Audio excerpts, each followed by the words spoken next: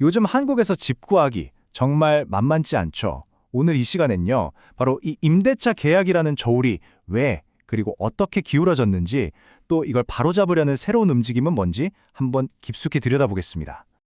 집 구할 때 그 계약서에 도장 쾅 찍는 순간에 그 아슬아슬한 기분 다들 한 번쯤은 느껴보셨죠?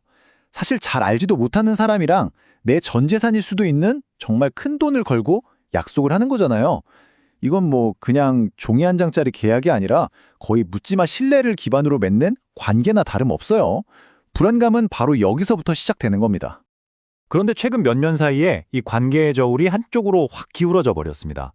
계속 터져나온 전세 사기 사건 때문에 세입자를 보호해야 한다는 목소리가 커졌고, 그래서 여러 제도가 생겨났거든요. 근데 이게 의도치 않게 또 다른 불균형을 낳고 만 거죠. 네, 실제로 2023년부터는 법이 바뀌어서요, 세입자가 집주인의 세금 체납 정보나 예전에 보증금을 제때 안 돌려준 적이 있는지 같은 굉장히 민감한 부분까지 다 들여다볼 수 있게 됐어요. 물론 끔찍한 사기 피해를 막으려면 당연히 필요한 조치였죠. 자, 지금 보시는 이 화면이 현재 상황을 아주 극명하게 보여줍니다. 왼쪽을 한번 볼까요? 집주인은요, 세금을 밀렸는지부터 시작해서 혹시 나보다 먼저 보증금을 받아야 할 사람이 있는지, 소위 말하는 선순위 보증금 정보까지 속속들이 공개가 돼요. 그런데 오른쪽, 세입자는 어떤가요? 집주인 입장에선 이 사람이 월세를 잘 낼지, 내 집을 소중히 다뤄줄지 아무것도 알 수가 없는 말 그대로 깜깜이 상태인 거죠. 바로 이 엄청난 정보의 불균형, 이게 지금 새로운 갈등의 씨앗이 되고 있는 겁니다. 그리고 이런 불균형은 그냥 뭐 이론적인 얘기가 아니에요. 실제 임대차 현장에서는 집주인과 세입자 사이에 보이지 않는 긴장감이 흐르고 서로에 대한 믿음이 점점 깨져나가고 있습니다. 그리고 이 숫자들이 그 심각성을 그대로 보여주고 있죠. 주택임대차분쟁조정위원회에 접수된 분쟁 건수인데요. 보세요. 2020년에 고작 44건이었거든요. 그런데 작년엔 무려 709건입니다. 아니 이게 불과 몇 년 사이에 정말 말 그대로 폭발적으로 늘어난 거죠. 이렇게 서로 믿지 못하는 분위기가 되니까 일부 집주인들은 아예 방어적으로 변하고 있어요. 부동산에다 대고 혹시 나중에 골치 아파질 수 있으니 변호사 같은 직업은 좀 피해주세요 라고 요청하기도 하고요. 심지어는 세입자를 상대로 면접을 보겠다는 웃지 못할 이야기까지 나오고 있습니다. 이런 상황에 기름을 붓는 소식도 있습니다. 임대차 계약 기간을 최대 9년까지 늘리자는 법안이 국회에 올라와 있거든요.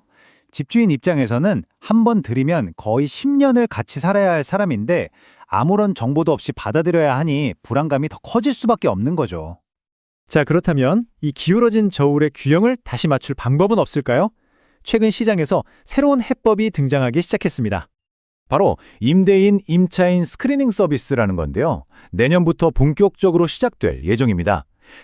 대한주택임대인협회랑 기술기업들이 손잡고 만들었는데 핵심은 간단해요. 집주인과 세입자가 서로 동의하면 계약에 꼭 필요한 정보들을 양쪽 모두에게 투명하게 공개해서 이 깜깜이 계약 문제를 풀자는 겁니다. 그럼 이 서로를 확인하는 시대라는 건 구체적으로 어떤 모습일지 한번 살펴볼까요? 여기서 제일 중요한 키워드는 바로 서로, 상호라는 겁니다.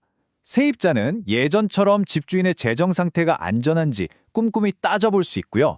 동시에 집주인도 세입자의 동의를 받아서 이분이 과거에 월세를 잘 내셨구나. 이전 집주인 평이 좋구나. 심지어 신용 정보까지 확인을 할 수 있게 되는 거예요.